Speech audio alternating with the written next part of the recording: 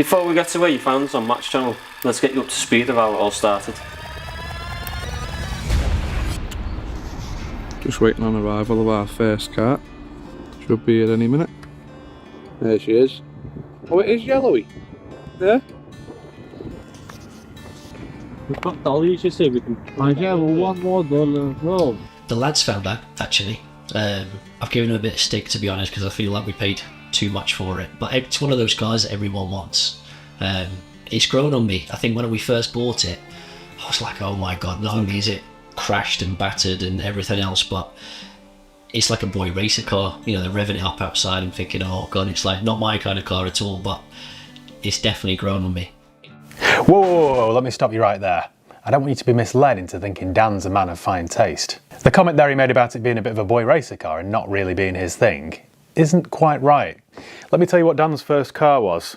When I first met Dan, he was driving a blue Ford Fiesta. I think it was a 2005. On the boot lid, he'd fitted those little letters that you can buy from Halfords, and he'd put his initials on the boot lid in bright chrome, DJK. I remember that, Dan. And also when you move around to the side of the car, over the wheel arches were some flame stickers like you'd see on a Hot Wheels car. So Dan, you've got absolutely no right to criticise this M4, because in truth, I think it's right up your street. The forklift dents in the door there in the quarter. We definitely weren't in the picture. Is that a crunch? Snap clean off, innit? Right, so big. We'll go to LA to get the forklift done. Carbon fiber's a big one, isn't it? There's dents in the wheel arch there. Forklift dent there. Wasn't in the picture. Keys missing. This should be the key. Yeah, it says on the advert, key includes keys, comes with keys. So not only have they wrecked the car with the forklift, they've also lost the keys, which is not the best start to the build. It was just a case of get it off the flatbed and deal with it. Try again. Here's the keys. No. No. No, it doesn't say no. It says No. No. It says in the advert, yes.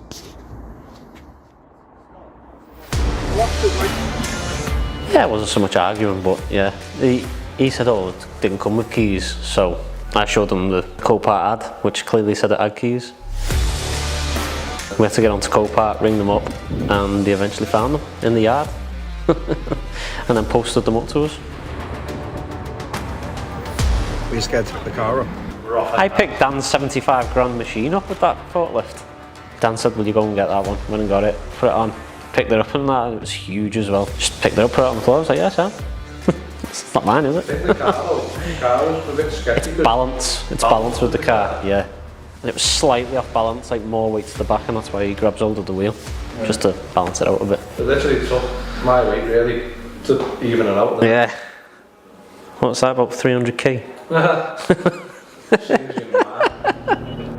It looks battered, doesn't it? But I suppose this is the... There's more damage than we thought. Oh, see them two marks on the side there? Yeah. They're forklift marks then. And when they've picked it up and put it on this, they roll straight into it. Because on the pictures there's no damage in the quarter or the door. Yeah, these things are going to have to... Deal. Yeah. Yeah. He said just make sure it hasn't fell anyway. I think how it came about is they basically spoke to me about, we've got quite a decent sized premises here, and they wanted to convert the workshop really and start doing a few cars. And then the more I got chatting to them and the more I kind of got involved with kind of Copart and looking through cars and listening to some of their ideas, the more I wanted to be involved with it really. With my kind of business side, with what Matt does, you know, with YouTube and the cars and his knowledge, with the lad's skill set, everything kind of slots it together really and pieced together quite nicely. I'm just very... Yeah, thank you. Thank you. Yes. Found a cheeky little dent puller. So the interior's not that bad really, just the airbags and the dash. Just a little... Sorry about that, or the jump pack. Crap. Nope. And it's because the pyro's gone. So how are you meant to get in the boot? Great difficulty. Have to try and find the emergency pull doofer. Right, so to get into the car without the keys, we had to basically lie on your back and fight your way through the back seats. they have a back seat, like latch at the top of the boot, you've got to just hook it. I think we used a golf club or something, didn't we? We used a golf club or something to hook the thing, like, but it worked in the end and move it in. So that's what happens there when the pyro goes, it disconnects that live to the engine and to everything else really. And with the battery being dead, there was no way to jump it. That bit blows off. That's a temporary bodge. Yeah. What do we do? We're trying to start it.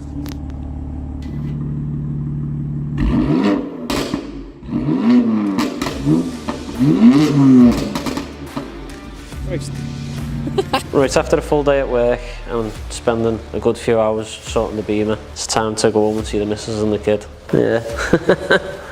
The whippersnapper.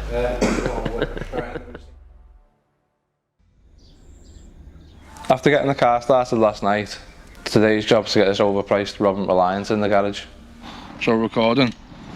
Yeah, it's recording. What's that? What? Did that say that? No, at the time going up there at the It's top. okay. Right. Oh. So you've know. looked at the time going up, so you know it's recording. Don't f about. Don't mess with it. Okay, we're gonna jack it up with the small one now, and then front one under that way, from the front. Yeah.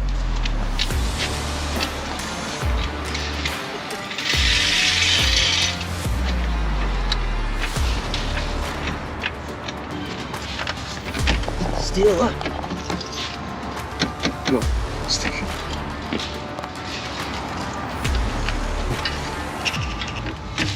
Go pull. Oh yeah. Right, so now the jacks are in place, we can get it started and get it in the garage. It's been good. We got them. We got to start. Yeah.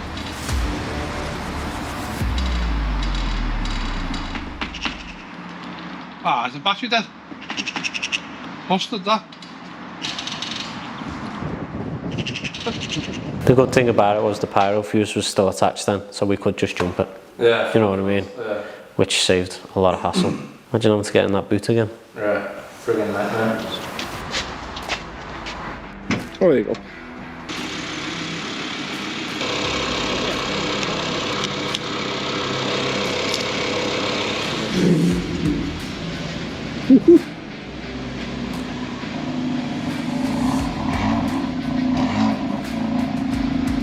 Just take it over like a little bit. Don't be mega. Take it easy. You not fancy helping the guys bring the car in? No, I came and hid under my desk. Literally, I came back in the office and I think I had my head in my hands like, oh no. Yeah, I actually put my personal savings into the first car. So my personal savings, which are now depleted, went into the first car, and yeah, just a little bit nervous. What? Oh yeah, It terrifies me so much more than the lads, because I've got no idea at all. I've got absolutely no idea. I think the last time my missus borrowed my car, she actually topped up my tyres and wash and sorted more out on the car than I normally do. He now drives what was a very nice Range Rover Velar, which was black with a black pack and it looked really nice. But once again, he's ruined it. The first time we met up after he'd wrapped it, I thought he'd stolen Colleen Rooney's car. It does look like a WAG's car, the WAG of a championship club player car.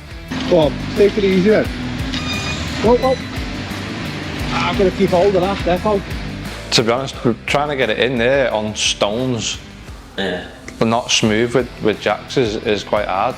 And then the curb, it's literally about a 10 or 15 mil step and the jack just gets jammed on it, so more messing about with that.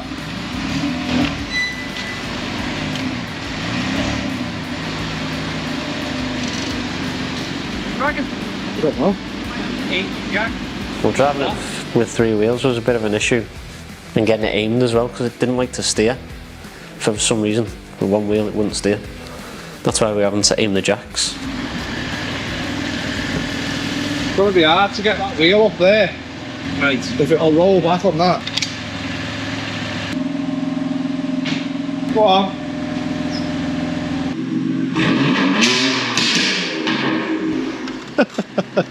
But I think the traction, trying to get it over the ramp, was quite bad.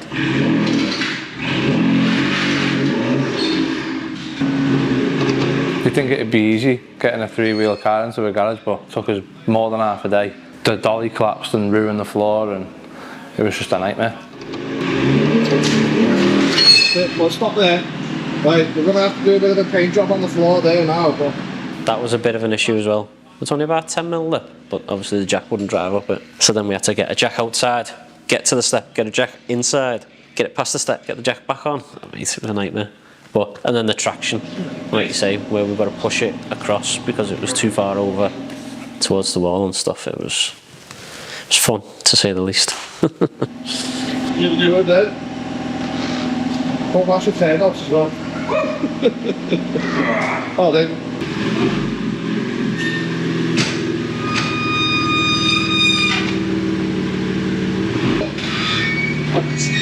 Go on.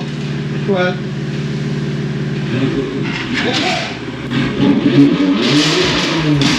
Right, after finally getting it on the ramp, we can now start stripping it down. And see what hidden damages we can find. Right.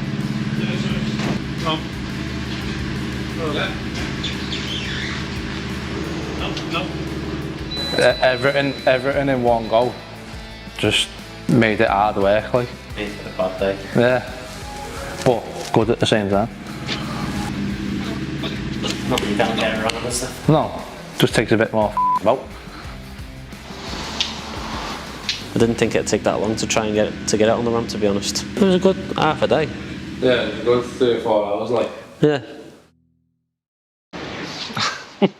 Literally, it's like half. Right, so after stripping the suspension off last night, today's task is get the lock and wheel nuts off and trying to tackle the dash. So, lock and nut coming out. Yeah, for some reason we can't find the lock and nut. We've searched the car, but can't find it.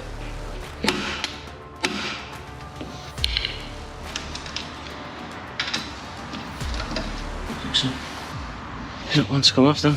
So we've gone through 2 lock and nut removal kits. Sure it'll go.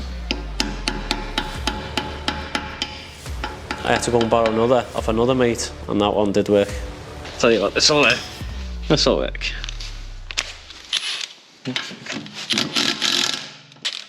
Loobly-doobly. One lock and nut. Yeah. I'll do it with the cap here and not worry about that mountain. After getting all the wheels off and struggling with the lock and nut removal tool, we found the lock and nut in the boot.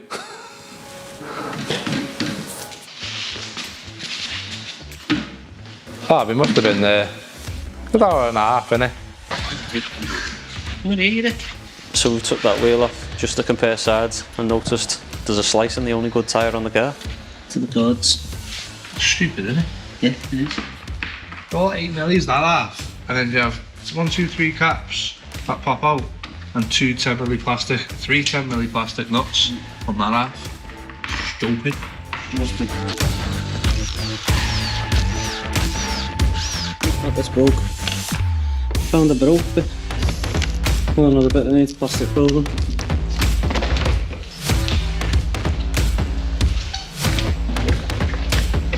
These bolts here, these were a nightmare. These were rusted in, weren't they? Good old them headlight bolts at the back. They were just spinning. So, We're going to try and keep this bumper as nice as we can because we're going to try and reuse it.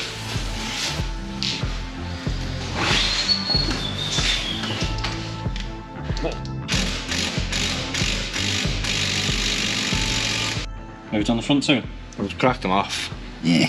I wanted to see if I could unplug the wires first. So we're taking the seats out here, ready for taking the dash out, just to give us a bit more room.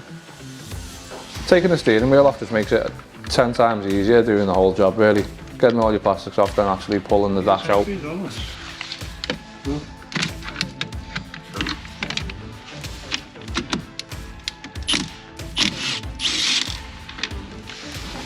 Take the airbag out. That's just a clip to get the airbag out. Right over there a bit. We've got to move them in. Look from holes under here. So the steering wheel's got to come off just to get the dash out, otherwise it won't lift over. Fiddly but doable. That's it, clip. can't find this one. Oh, there you go. Right. Let's tape that in that position. Don't want that to move. And then someone goes, wee. It's a wire inside, and it can only turn so many times. You Alright, so wind you it get twice. You wind it twice that way, and then when you come to drive, you'll do a full lock, and it'll just rip the wires. Oh, see. That's the outside stays still. Inside moves. So if we just tape that onto there, we know the steering wheel is straight. The wheel's straight. It was dead on. No wheels on. Yeah. Well, the hook's straight then. Yeah. Here's some masking tape. And I'll just tape it. Yeah. Don't move that. Spin it. Whack!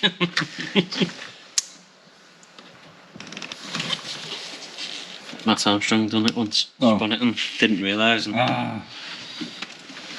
Nightmare. oh yeah. Need a secret lock off and replace that. Right. Oh yeah, but we can take the dash out, can't we? Take the roof liner out, do the airbag, put the roof liner back in, then carry on. Roof liner? So now that the suspension's stripped, seats are out, steering wheel's out. In the next episode, we're going to pull the dash out and do all the airbags. I reckon 1,000,000 clips run away. Yeah. Right, today's a new day, and we've got Paul from Northwest Windscreens coming out to remove the screen so we can do the dash and we can take the roof lining out to replace the curtain airbags. To do the airbags, we need to get the windscreen taken out. Obviously, we'll remove the headliner, take the dash out. Then we're going to look at fitting the suspension, wheels back on, and test fitting the wings. And if everything goes well, we can maybe take it out for a quick spin.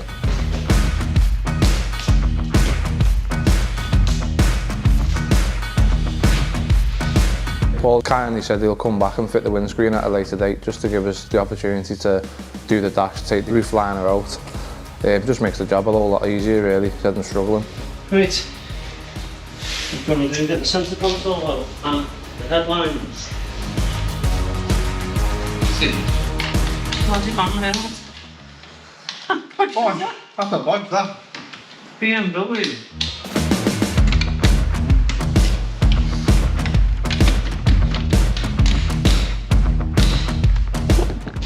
I'm going to go for a whack.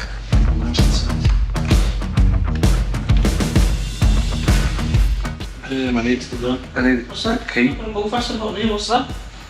I've got an airbag lock off button. Does it say? Go fast. Yeah, NOS I think this is. That there's a button. Dresses up. Brute force that. Yeah, I didn't. Well, the whole roof is like you say, there's real carbon. You've got the rear spoiler, the rear diffuser, the skirt extensions, the front splitter, all the dash trims. Yeah, it's loads. A few quid's worth, like. Oh, come back on school. You get that thing? Rich, popped out with the airbag there. You got it? Yeah, I think so. They're the thing then. I mean, the mustard to put in because you literally go push. Yeah, might as well take that one that way there. So see, To be honest, we'll do it by the time I'm going to refine on that. Right. Little talks. Just, That's small talk, not little talks. Right, so the reason we're taking the roof lining out is to replace the passenger side curtain airbag. We've got to obviously take all the trims out, all the sun visors, there's lights, there's all sorts in the roof, and a few nightmare clips as well. Oh, the mission. so in the crash, it sets pretty much every airbag off in the car, other than the offside driver's curtain airbag. The airbags we're replacing is steering wheel, passenger curtain airbag, and obviously the full dash because it basically rips a hole in the dash, doesn't it? What for? They're riveted. Riveted. Well, that there is part of it, and it's just like a squash stud. Let me in. The funny thing's these. Sometimes they're used only once, jobby. The clips. To be honest, it is garbage, that thing you've got there. Right, so we've sliced the bags off just to get them out of the way. I'm just going to deal with the clips. They're quite fiddly and quite hard to get out, to be honest. And actually a nightmare to get out, and half of them, you damage them getting them out. Oh, come back then. Alright. No, you're out loads there. Can you put that one in there so it can't fall back in? Turns out Liam was alright at getting them out. Yeah, smashed it. Yeah, he's alright there. He has got his benefits. I need to push it, it's too tight. There, they got them up there. Ah, it was me that was better at taking them out. Andy's friggin' useless at it. What do you think you feel? Because the sharp. Yeah, you slip. Did you stab through stuff? Yeah. Including you. Huh? I did that dead easy. Just got one out, lovely. Yeah. Full still whole. Can we use that one? Right, so you've got to drill the explosive bit out of the airbag. It's riveted to the car. So we'll drill it out and refit the new airbag, riveting it back in.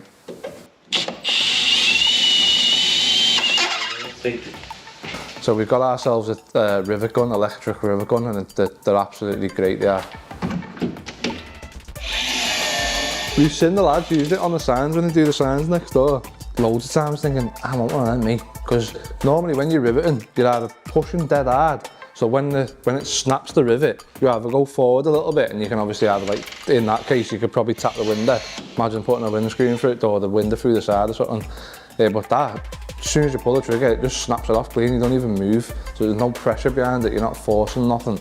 They're great. Let's check that one. Yeah. I bet it's about 5 ton though. Yeah. How'd you get them in then? Nothing. Pushed really hard. I thought it just pushed in. I've done one of these and it just pushed in.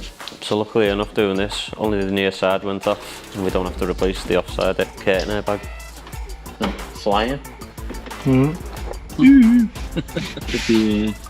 Put the wire on, don't forget that. Put it all back together, still got an airbag light on. Yeah, and he left the wire off. What is that like? Come grab us 2 thingies. We re-riveted the airbags in there, Lovely jubbly. connect them back up, and we can start putting the roof liner back in. Oh, lovely. That's what we need. Oh, where's the wire? Oh, freaking hell. Everything's in, airbags in. Roof liner's sound. Look at that, not a crease in it, man. Oh. Cracking a little bit there. Shh. Lovely jubbly. Right, so after getting the centre console out, Andy's going to tackle this bit on his own because I've gone on Aldi with the missus and the baby. To be honest, I can't even remember if I went on Aldi there, you know. Where did it go? I definitely wasn't there for a few days, like. Yeah. Right, let's get this dash out.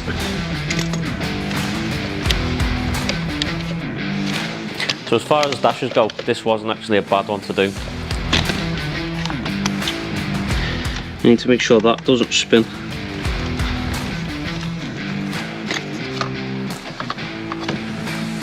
We have to start off pulling the carbon fibre trims off, which do take a bit of a yank, but they come off alright.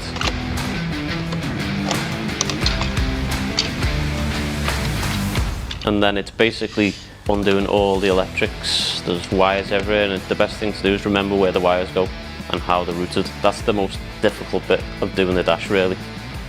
Other than that, it's undo screws and put them back in. So when I was removing it all, I was taking photos of where the wires were routed, and it's to see where the wires were going, so we'll get them right. Otherwise, it can become a nightmare.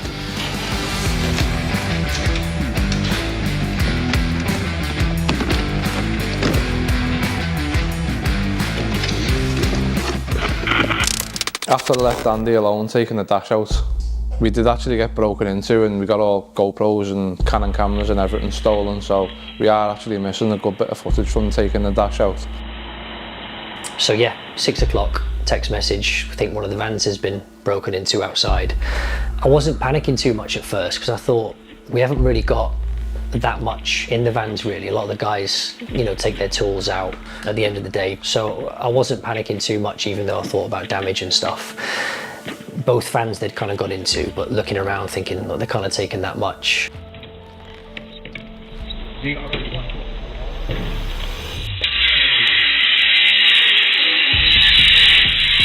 And at the time we had a marquee, like a big tent outside the front. I don't think they were criminal masterminds. Like I say, there was zips on every single angle of the tent. They could have got in multiple ways, and they spent a little bit of time slashing the life out of it to get in.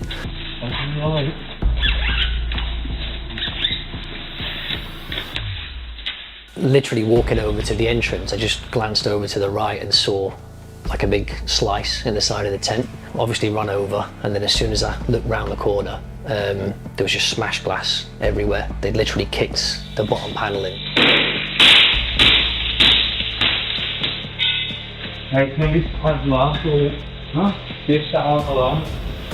And yeah, just gobsmacked, to be honest. Gobsmacked that they could be so brazen.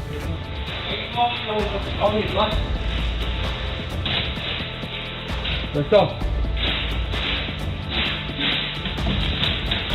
They had about probably 3.5, 4 hours, and I'm kind of sat in my office before I properly looked through the camera footage thinking, oh, this will be really sophisticated and there'll be some lorry outside and a getaway driver. And the first thing that I saw in the clip was like, I thought it was a hairdryer, and I'm like looking around in the office, and all of a sudden this moped, this 50cc moped comes bombing past, and they've got all the work lights on there, and they've got like bags on their back, 50cc, whoom, straight past. So yeah, not quite as sophisticated as I first thought. Hey,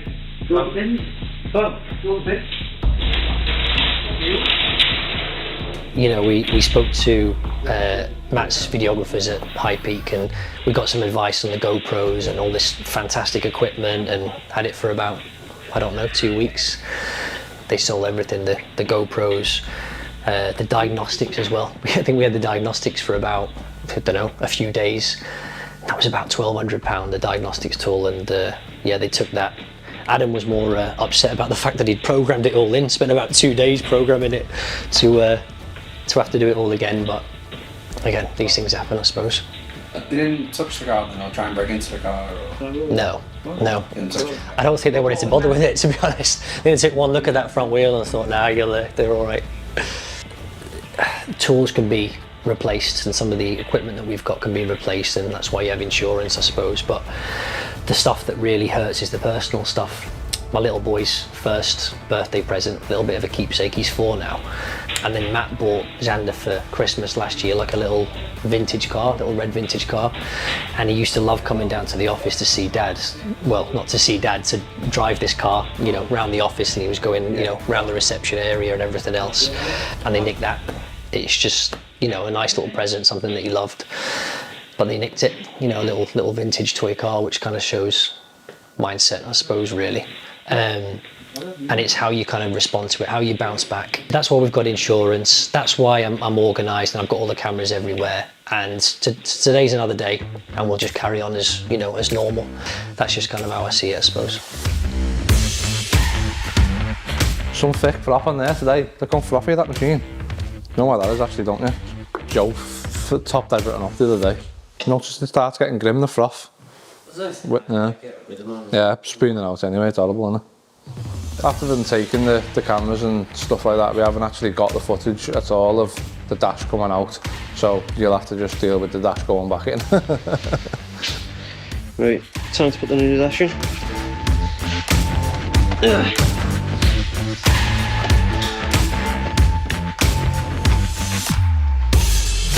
Right, so here's the dash going back in. Yeah, Bart's trying to remember where all the wires go, so you'll see me looking at my phone quite a lot. I took a load of photos when it was coming out to see where all the wires were routed. That's the hardest bit about doing a dash. Putting it in is dead easy, you just put all the screws back in, it's finding where the wires go, so I refer to my phone quite a lot. Say for instance the centre of the dash goes round, like, what was it there in the middle of the fan blowers and stuff like that? Once it's all the way in, there's no gap, is there, to feed cables back through, so you've got to pull it back off again, get your cable up, to be able to push it back on, haven't you? So.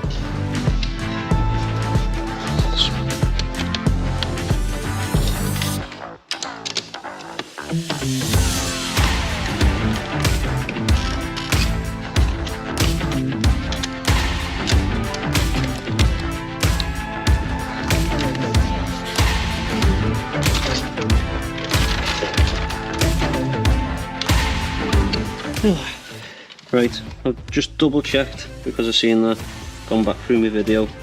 It didn't have nothing in it, so it must be for some kind of option that this has not got. Same with this on the stereo. Always take note if there's any empty plugs. Obviously all these are just colour coded, they're easy enough. So I can fix this on now.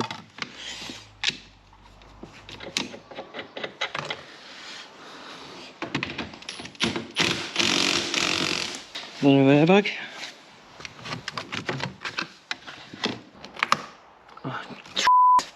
The tape.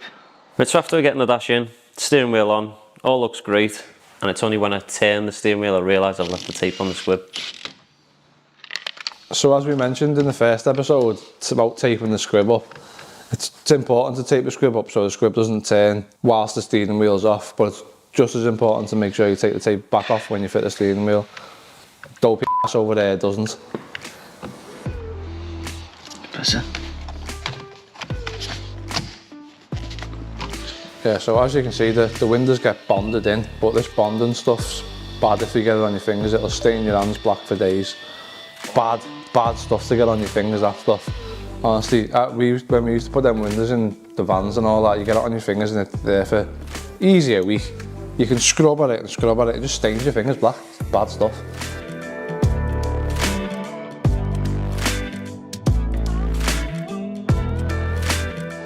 Yeah, fresh windscreen. Don't bother putting trims in. Leave them off at night. Because it's getting sprayed. Right, you have to pull them off anyway.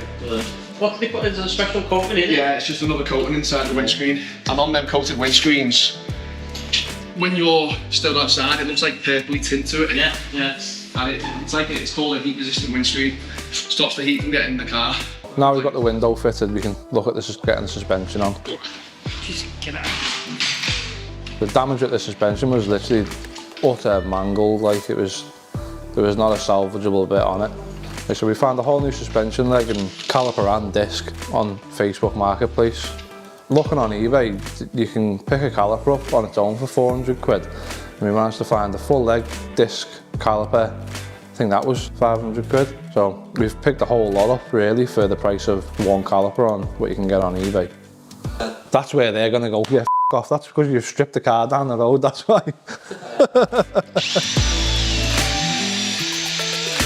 Stinks. Stinks in man. Right, so now the suspension's done, we're going to trial fit the wing. And see how well it fits. 4 wheels on it now.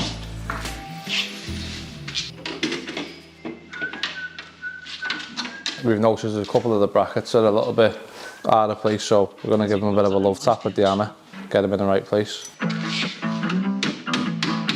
That going in there.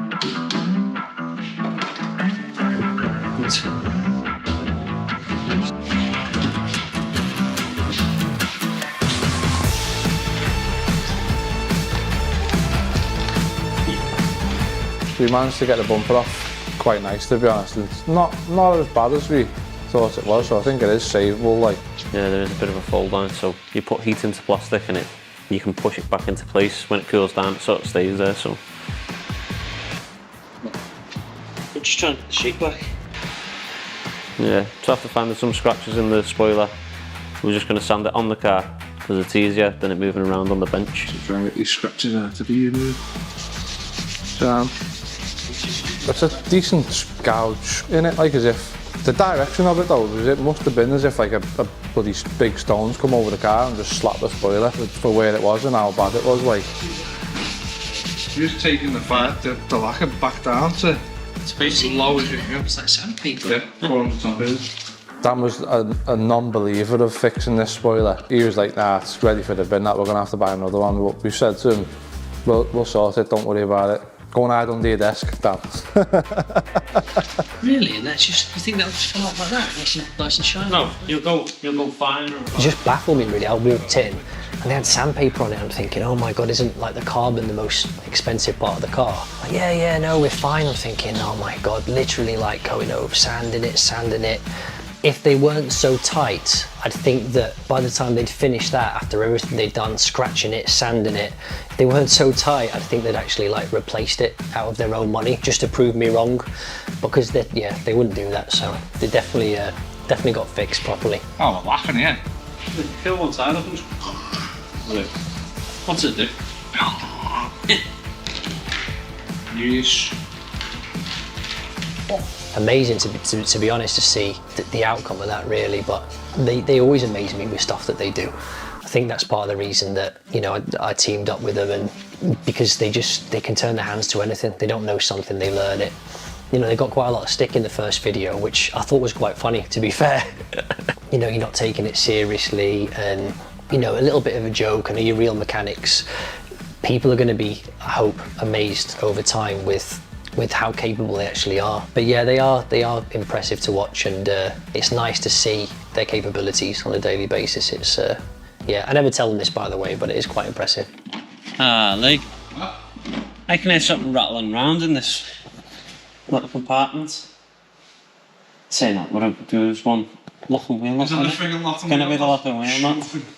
I mean, I've not checked yet, but it rattles like a locking nut. Yeah. Is it? Yeah, we lost that. I have to borrow a mate's tool to get it off. The locking nuts off. Now the car's ready for a test drive, we're going to take it out, see what it runs like really.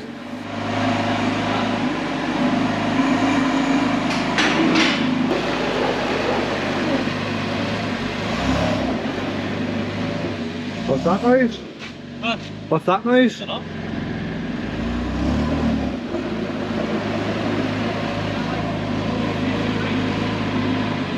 Yeah, possibly could be actually, yeah.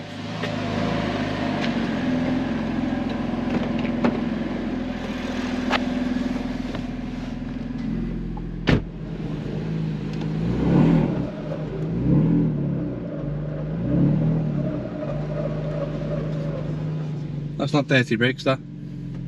It's a bad noise.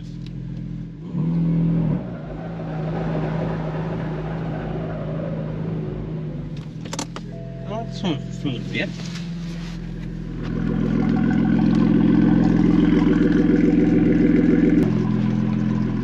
Not really, no.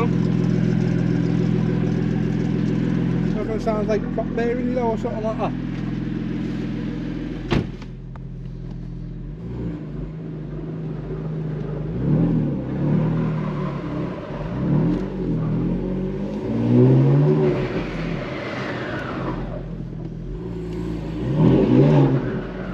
That's the light up, doesn't it?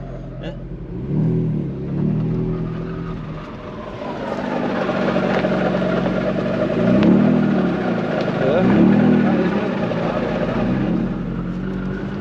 Speedo's not working either.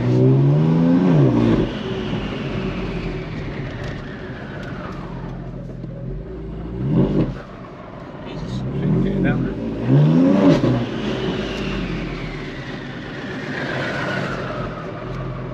After taking the car out for a test drive, we heard a bit of a whirring noise. You've noticed it's doing a bit of a whirring sound, yeah. People know what that is though. It's going round, isn't it? Yeah.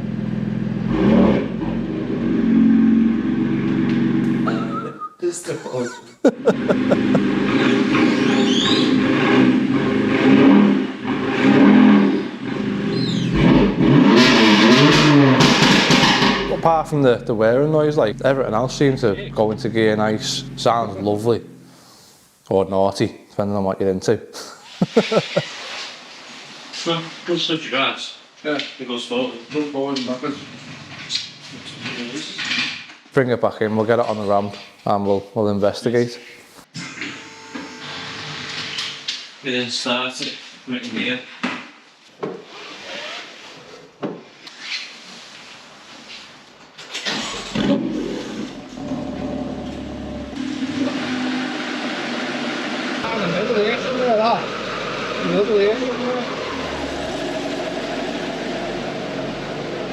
From like there to there.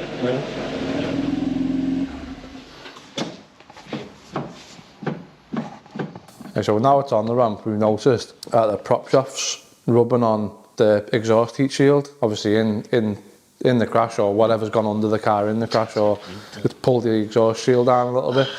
The thing is, What? let's take all the exhaust stuff. It's the props under there. Oh. These are our subframe braces are also going to come off. This is a way to get it off. Just sell spares or repair.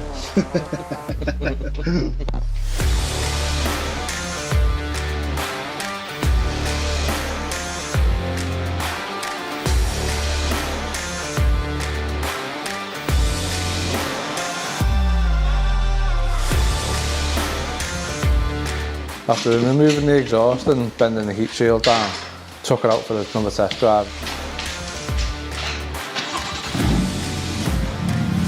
Can't be 80 there now because our lap's off. There's a little bit stuck. Let's get that down. No noise. Just a damaged heat shield.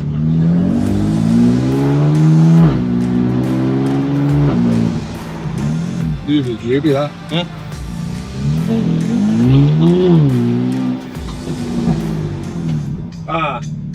Exhaust clamp. Heat shield, yeah. Yeah. Couldn't even get under it, we just have to listen to it falling off. Oh, it's all down. Yeah.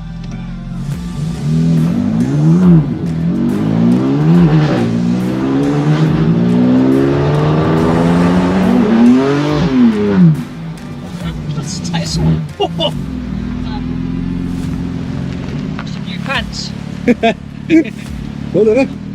There you go. Yeah.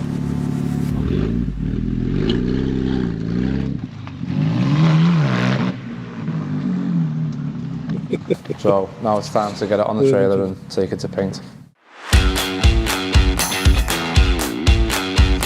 Right, so now the car's all up and running, majority of the issues are all sort of fixed. We're going to get the car on the trailer, take it to paint. Oh, friggin' handle to shut the door. Hey, guess what? Speedo works. Hey, building cars on trailers. We've managed to borrow one off a friend, but ideally we do need our own, so we're going to pressure Dan into maybe looking for one. Nice spot like that. Time to get the car on the trailer and get it straight down to him. Nothing more scarier than this, lad. I hate it. It's not nice loading the car, especially when you've got nice wheels. Go on, stop there a minute, let me put you down. Like you say, even though I've got no wing mirrors, I don't really need to see wing mirrors. It's still horrible because I haven't got any. And you know I don't need them. Plastic.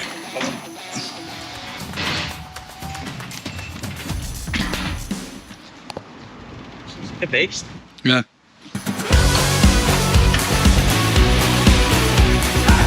We've been working late nights and we thought we'd stop off and show the kids.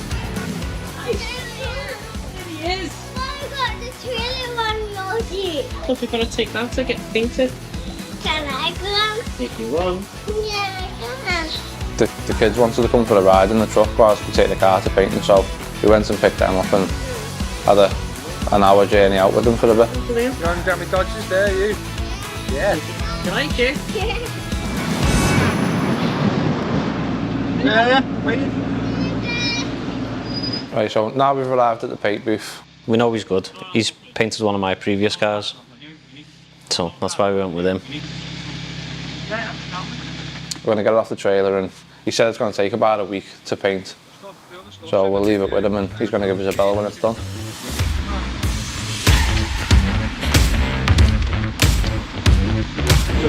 Like a brand new car. Brand new. You're nice, lad. Now the BM's in paint, Dan's been out and bought a Transit Custom Cross one for us to fix, just to fill the time really until it comes back from paint.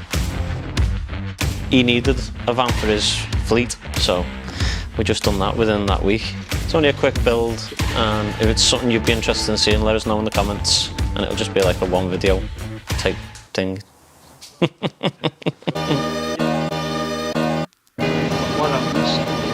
I think he had that about a week, 6 days, was it a week-ish? Something like that. But it wasn't too long.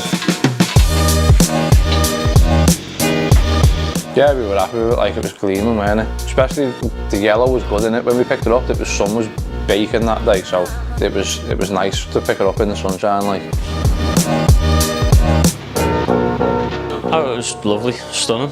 No issues with the paint. I was happy with the quality. And he even brought the bumper back for us because we had no way of getting the bumper back because it weren't attached. I just had to pay for it. Yeah. What do you have to do? Like, There was a crease there. Yeah, so now that the car's back from paint, we're going to sort out all the little fiddly bits. I'm going to start with the back end, with the badges and the reg plate. 2 big holes or? 2 big holes. What? 2 in the back. Would you just push it on or would you put some tape behind it? I think they come off first, push them in, then push that on. They don't seem to want to move. Sick. Are they threads on there?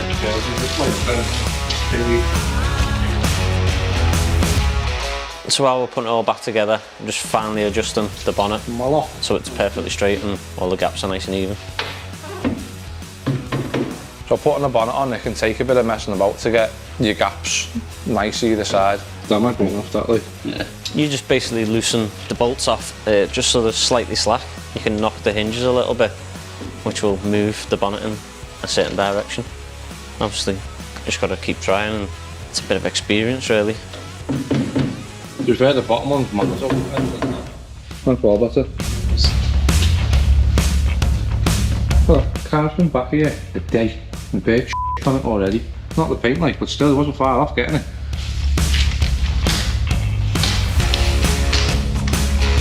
Well, flex that one. Right, so now we've finished with all the little fiddly bits, it's time to put it on the diagnostics and see how many codes we've got. Right, so after bringing the car back from paint, this is actually the first time we plugged the car into ODB and put it on the hotel. Let's take the new diagnostics for a while. I think we had, what are you saying there, you? What? ODB. What you said there before? OBD. ODB. No, OBD. OBD? D. Yeah, but Yeah, you said duh. Ah well, bit of dyslexia for you there if you want to take the shit or not.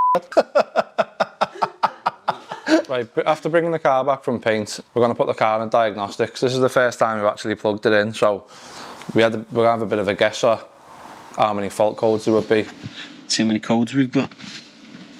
Now, we had a bit of a guess between me and Liam. I think he guessed 60 odd and I guessed over 70, 80 maybe. And it was well more than we expected. I don't even know what to do here. I see, yeah. Hey, both headlights work. Did he? No, none there. Oh, that's sick. They're weird then. Look at the pattern behind you though. On the door. Watch on the door down low. No, yeah. Right. Auto scan. Fault scan. Let's have it. Yeah, there's hell. There's 20 in the engine. There's 44 in another one. Yeah. Oh, what's this? Right, got it. Yeah. Right. Should we go and count them?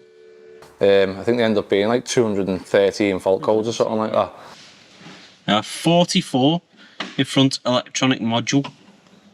44 codes. The hotel a good little bit, and it just kept saying communication fault for a good couple of pages, weren't it? Of scrolling like. Yeah. Get your calculator out quick. Calculator. Just so we can do it fast. I'm not sitting here looking like a weapon, trying to add up with my fingers. All the modules weren't speaking to each other, so I knew there was some kind of fault.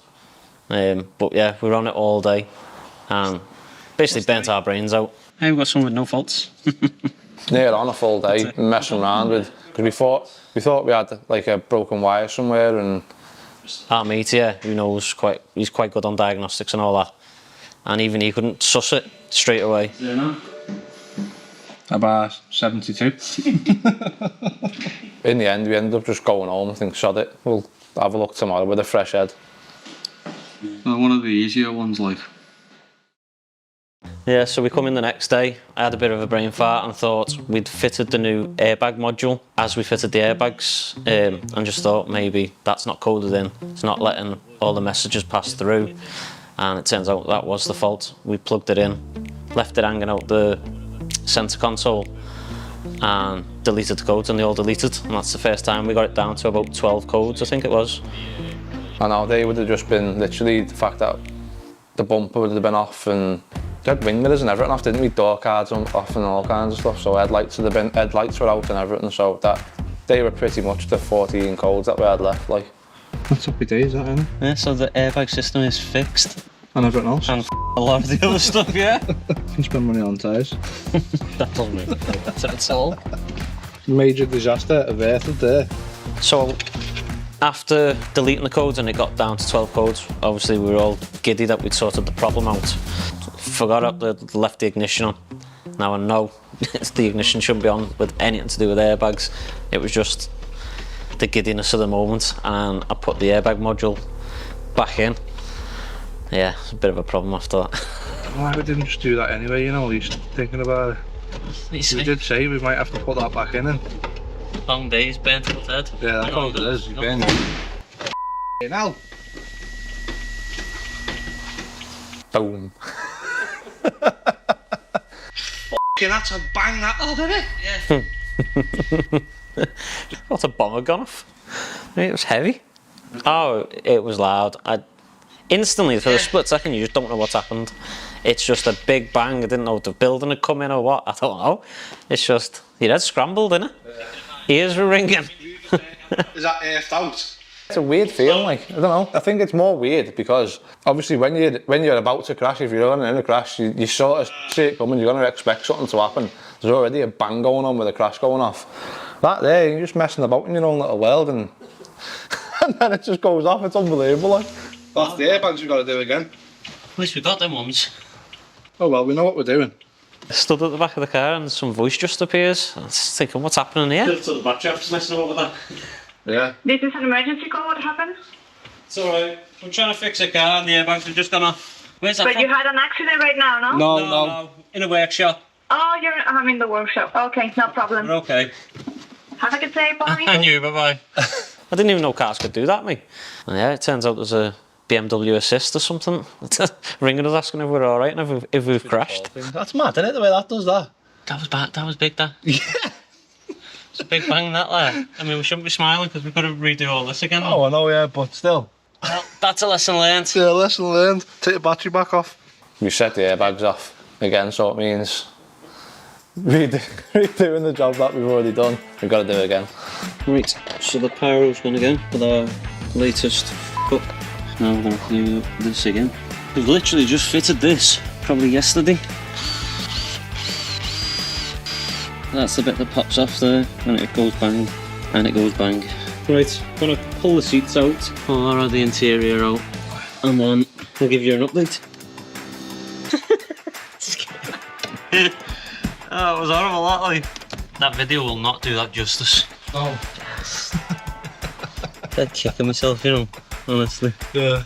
But Like you say. must have been meant to be. We were meant to get them two extra airbags, curtain airbags. Yeah.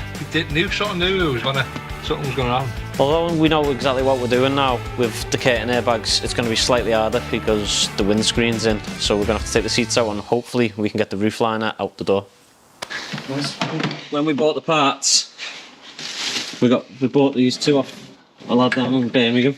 We drove away and he rung us back to say they're off an M3 and we can bring them back if we want, but we was already up the road on the way to get the dash. Let's do this pyro again. Had 3 pyros this car, it's been crashed once. Second pyro. It's getting out of hand.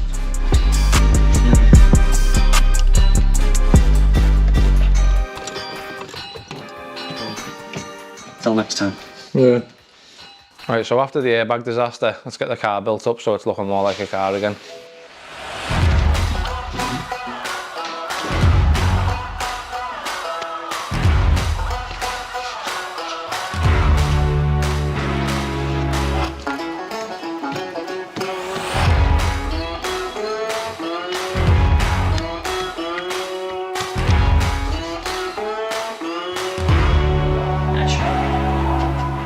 Not much left under there now, is he? Just There's just a few rubbers, a few little side bits here.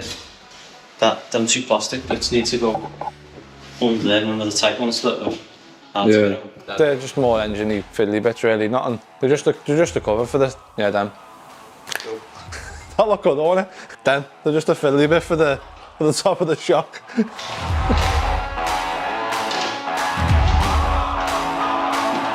Now that we've got most of the fiddly bits done, we'll get the bumper on. Scuffing.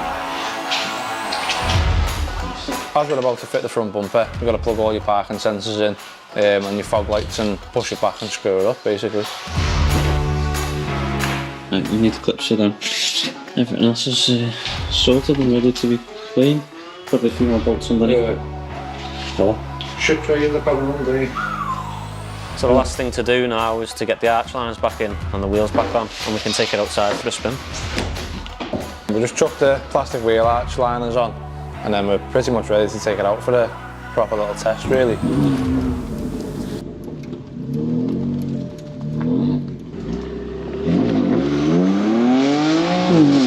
I can't actually get over how loud it is really when you're out driving it. The camera doesn't do it much justice to be honest, but it does sound pretty good like. We'd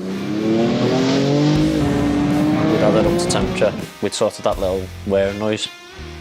You know what I mean? So yeah, we knew it was to a certain level, and yeah, we could give it a bit this time. Drives really straight. It's quicker than I thought it'd be, but like I say, there's not much traction. Even it's got good tyres on it, even though they're fairly worn out, it just spins up. You can't get the power down fully, like pretty quickly. Oh, we're getting new tyres, weren't we? Rear wheel driving, we're getting new tyres, so why not?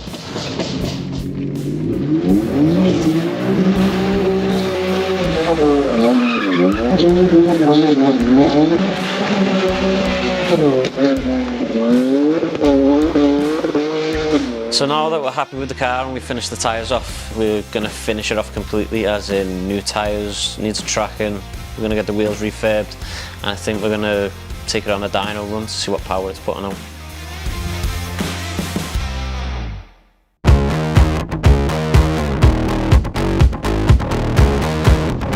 Tyres and MOT time. Right, so after finishing the tyres off in the last video, we've had the wheels sent off and they've been refurbed, and we've had fresh tyres put on it. And now we can get it to A&M tyres, so 4-wheel digital wheel alignment done. 15 plate. Yeah. So then what? She said they should. M4. M4 15. Okay then. It's basically getting the wheels running true with each other, nice and straight, and the camber angles, getting all them right. So after fitting the wheels and Wait,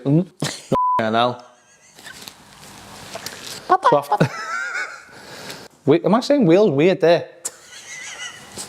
I don't know. Right, so now we've had the tyres and the alignment done, we're going to send the car to Riverside Racing to see what brake horse it's doing. But before we go there, we're going to go and pick our new trailer up, because we managed to blag Dan to put his hand in his pocket and buy us a trailer. It's the CT177 by Edgar Williams. They hammered me for weeks. Please Dan, you know, we need this, and you know, they're not that expensive and we'll get our money's worth out of it. I'll probably compare it to taking my 4-year-old to Smith's toy store. The only difference being that the tantrums are worse when they get a no. Ross, did you get a pack of that? Was I have to come to there? Yeah, that was just... Yeah, quite shocked at how expensive they are, because they don't look like there's that much to them, to be honest. But there's no money, as you'll see from the breakdown with the BM, for example, coming that way. There's no money coming from YouTube, and there probably won't be for a long time. The business side of my brain is like screaming at me like, what on earth are you doing? But the old ones were full of rust and had wheels missing, and the whole point of the trailer is to pick up cars that look like they're ready for the scrap heap. But I won't buy a trailer that has got a wheel missing or a little bit of rust on the axle or whatever. I like the idea with the trailer of knowing that it was brand new, we had the warranty, no rust, and yeah, yeah, it looked pretty. Shiny. Shiny. Shiny. Pretty. It's got a pretty trailer. Oh, it's got a pretty trailer, Dan, hasn't he? It's a bit of a no-brainer as an investment. You know, we've used it so many times already, and then at some point I'm sure I'll break down and I'll be ringing the lads asking for a hand at the side of the motorway.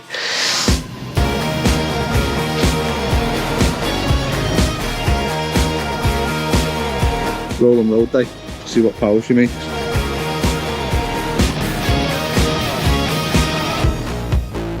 So now we've arrived at Riverside Racing, we're going to get the car on the dyno and see what power it makes, but we're not allowed in the back for insurance purposes. So we just had to wait in reception. They were kind enough to record it for us. We gave them the GoPros and they went in, set everything up so we could get some footage for you to see.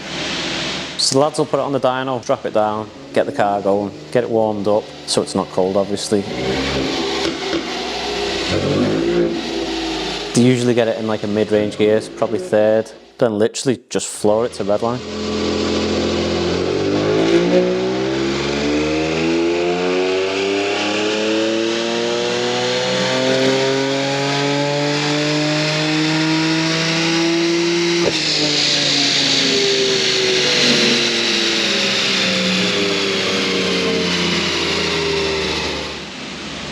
Well done. He's a bit of a beast. Riverside giving us the printout after they'd stopped revving the balls off our car. It's made 475 brake horse and 462 foot-pound of torque. I'm happy with it. It's not like I've spent all the money to get it there, you know what I mean? So Still nippy. oh yeah, fair nippy. Because I've got We've got Dan's brother Ollie. He's got his own valeting kit and all that. He wanted to come and valet the car for us, really free of charge. So we've let him come in and he's come and done it.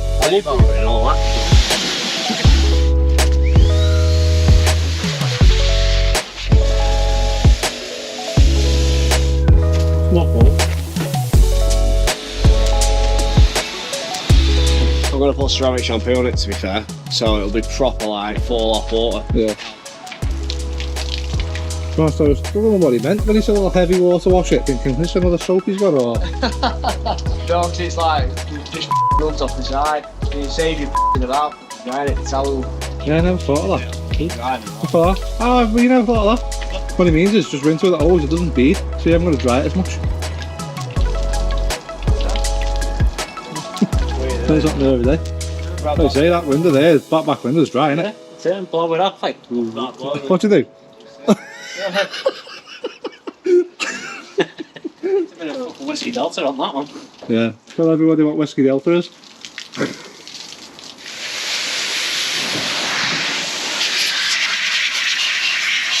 He'd done a decent job of it, didn't he, really? It was nice, it was clean. Yeah, that's it, with the stripes in the carpets and all that. You just wet it and then brush that way and then brush backwards the other way. Nice stripes in your carpet.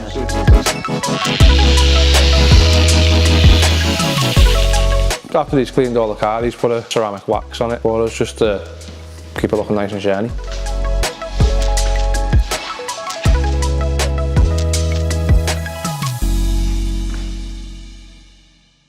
It's time to get all the fancy carbon bits on. Let's get this carbon fibre on and we can call it done.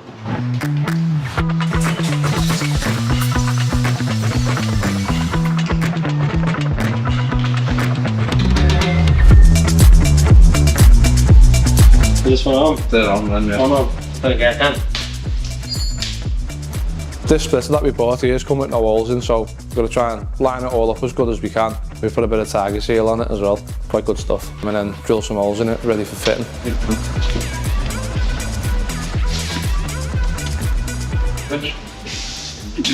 What?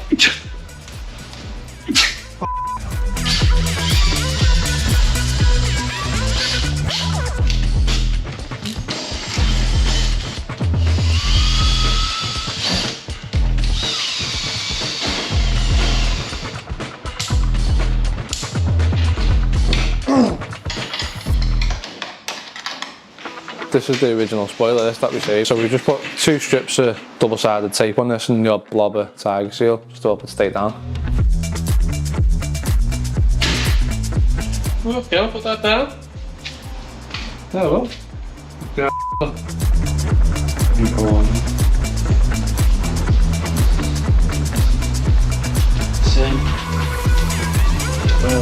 The last bit to put on here now is just the carbon skirt, and then that's all the carbon fibre fitted and looking as best as she can look.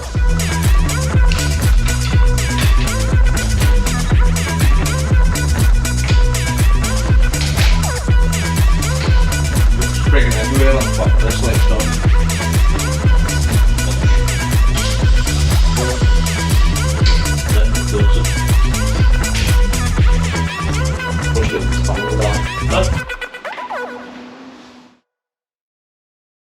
Right, it's been 2 months, 21 grand down, but here's the M4, completed. Ready for Matt?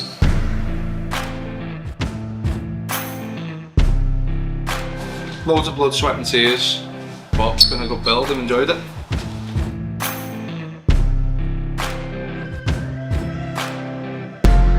Right, so time to get off to Matt and see what he thinks about the car.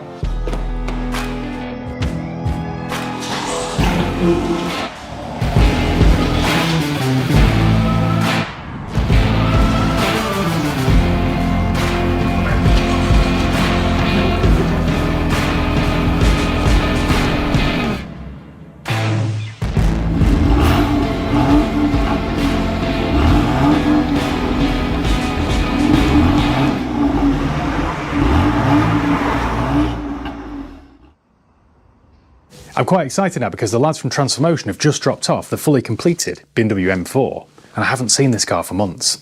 Last time I saw it, it looked a complete mess. Rather them than me, to be honest. I wouldn't have known where to start. So I thought today we're going to have a look around it and perhaps take it for a quick spin. Well, I can see the front end. Oh wow, that looks amazing.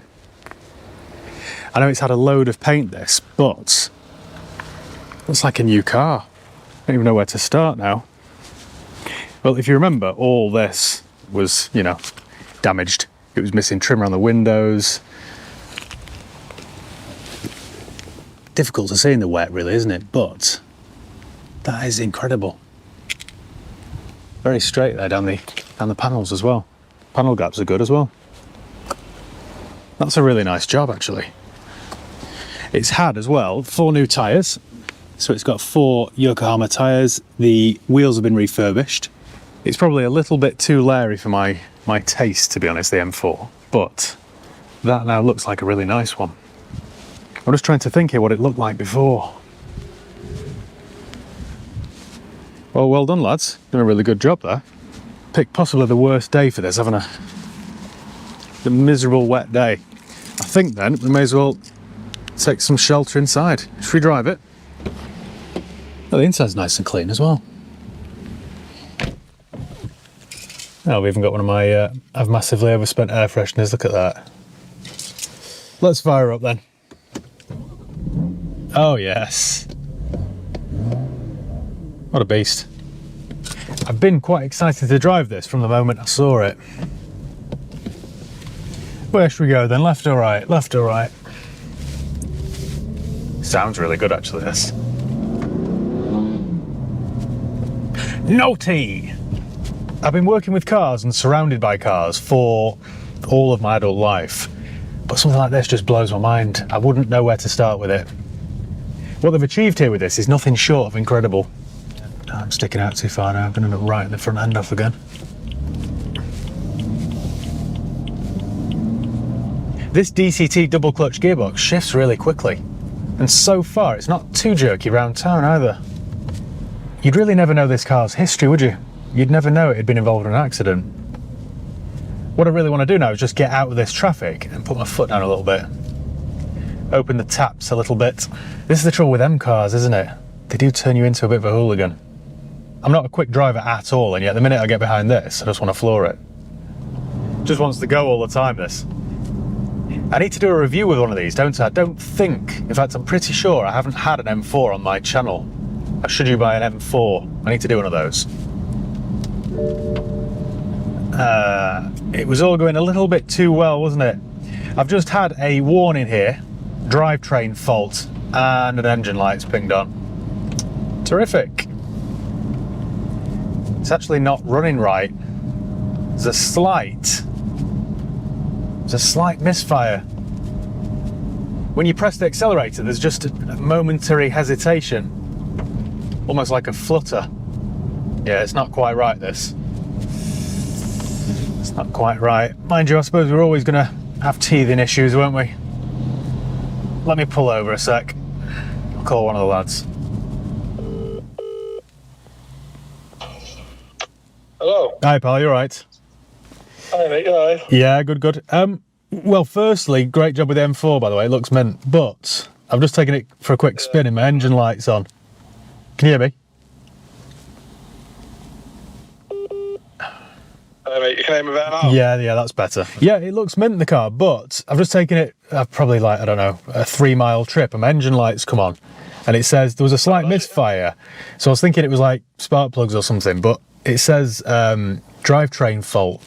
Yeah. If I whiz it over, can you plug it in and have a look? Yeah, you can do, yeah. Either that or we can come and pick it up with the trailer and bring it back and we'll sort it and then... That might be better in case I do any damage. I don't want to do any more damage. Yeah, exactly, yeah. So, all right, mate. Let me do that then. Yeah. Yeah, we'll do it that way. It's better, isn't it? Yeah, right, okay. All right then, pal. So, yeah, right. Cheers, pal. See you in a bit. Bye. Cheers, mate, sir. That's probably the best thing to do, isn't it? Get it trailered and then...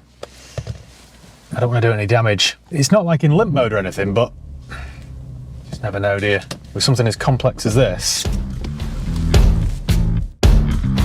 After getting a phone call off Matt, he told us the engine management light had come on the car and investigate a bit more and see what the crack is with it, really.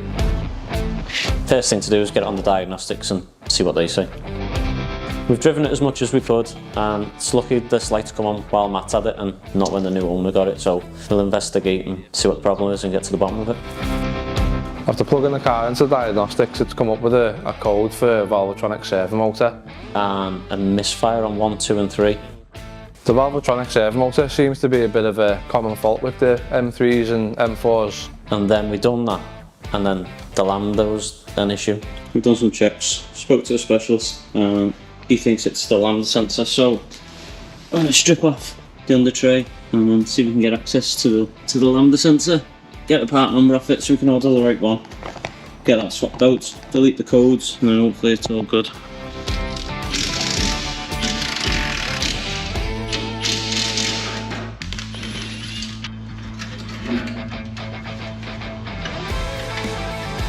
That's the easiest sensor that I've ever cracked off.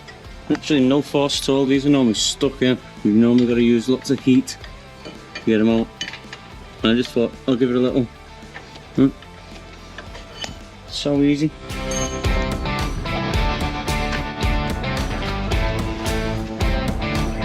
Yeah mate, I'm just under this beamer now. I've got the lambda sensor out the hole, like you say, it's right in front here, isn't it?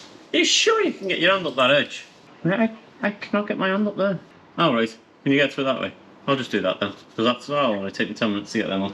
Yeah, I can't squeeze my hand up there, mate. You must have skinny arms. You said you could get them from underneath. Anyway, start everything out. Right, to get to the wire, apparently you've got to remove the 2 charge pipes and the inlet. So we'll get them off. I've already loosened the Jubilees. That's up there. And down there, it's an inverted Torx, I think that's what they're called. But an 8mm does the same job.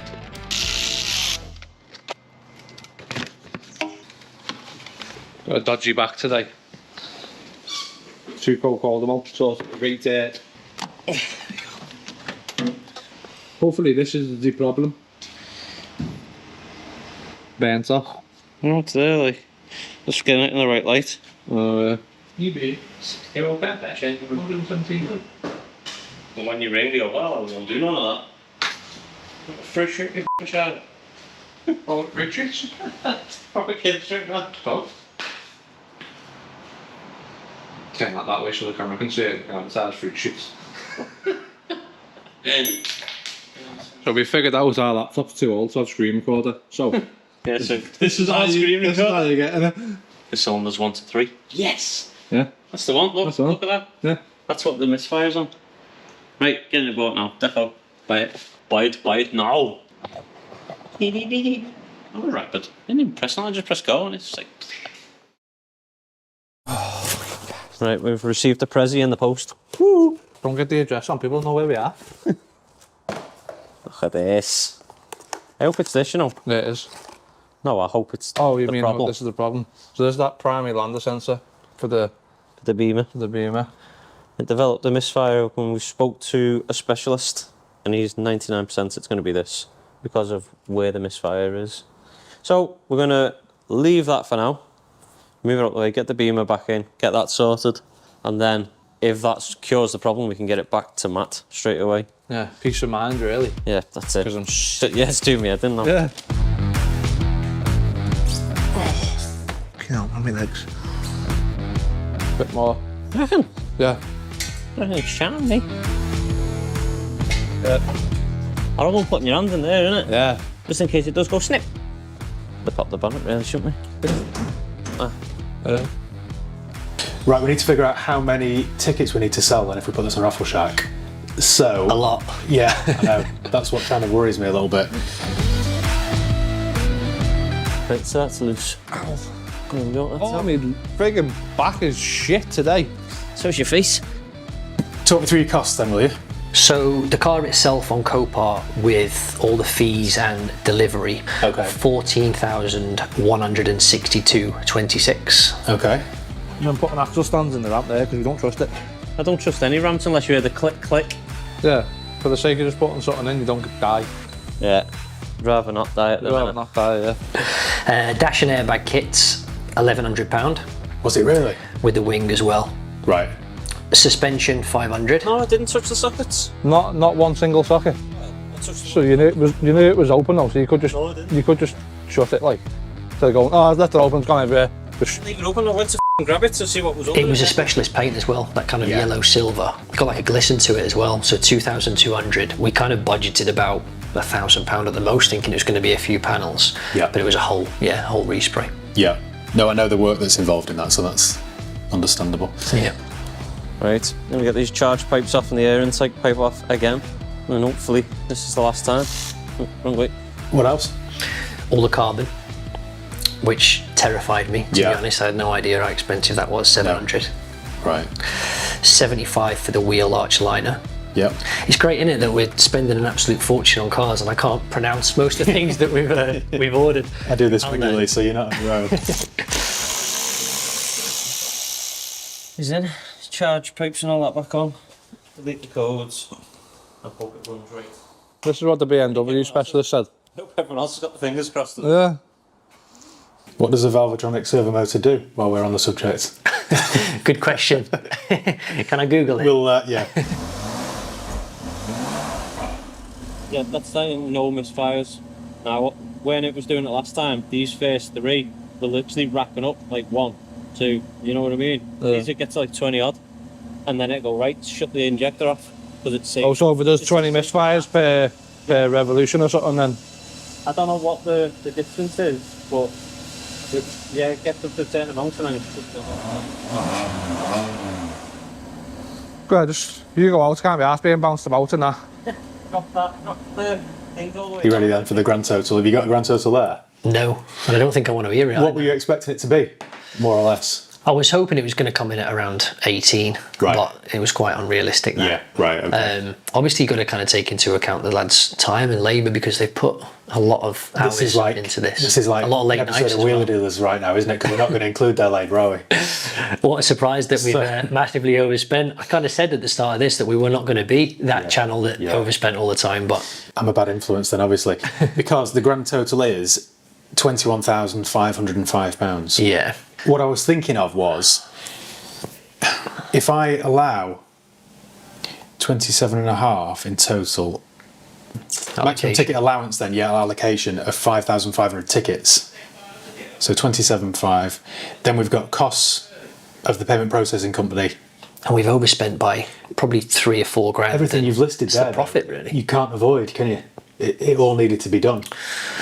Pretty much. This is the problem. If Yeah. you've done I can't this- pronounce half of it. I'm assuming that we needed it all. I know it's a learning curve, this, and that was the first example. Yeah.